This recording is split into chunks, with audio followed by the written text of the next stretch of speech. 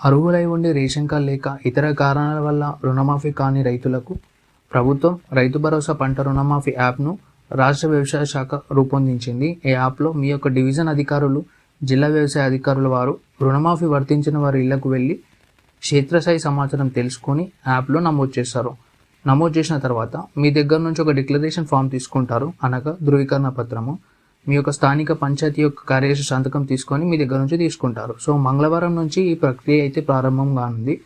అదే సమయంలో వ్యవసాయ అధికారులు మీ దగ్గరకు వచ్చి మీ యొక్క రుణ పత్రాలను, అదేవిధంగా ఆధార్ కార్డులను తనిఖీ చేస్తారనమాట. తర్వాత మీ యొక్క కుటుంబ సభ్యుల వివరాలు తీసుకొని యాప్లో అప్లోడ్ చేస్తారు. రుణాలున్న భార్య భర్తలే కాక 18 ఏళ్ళు దాటిన వారి కుటుంబ సభ్యుల ఫోటోలు కూడా తీసుకుంటారు. ఆ తర్వాత కుటుంబ యజమానితో పాటు ధృవీకరణ పత్రం తీసుకుంటారనమాట. సో తర్వాత ఎవరికైతే 2 లక్షల పైన రుణమాఫీ అయితే ఎవరికైతే ఉందో ఆ పైన, సో వారి నుంచి అదనపు మొత్తాల వసూలు కోసం వ్యవసాయ శాఖ ఆదివారం బ్యాంకులకు లేఖ అయితే రాసిందనమాట.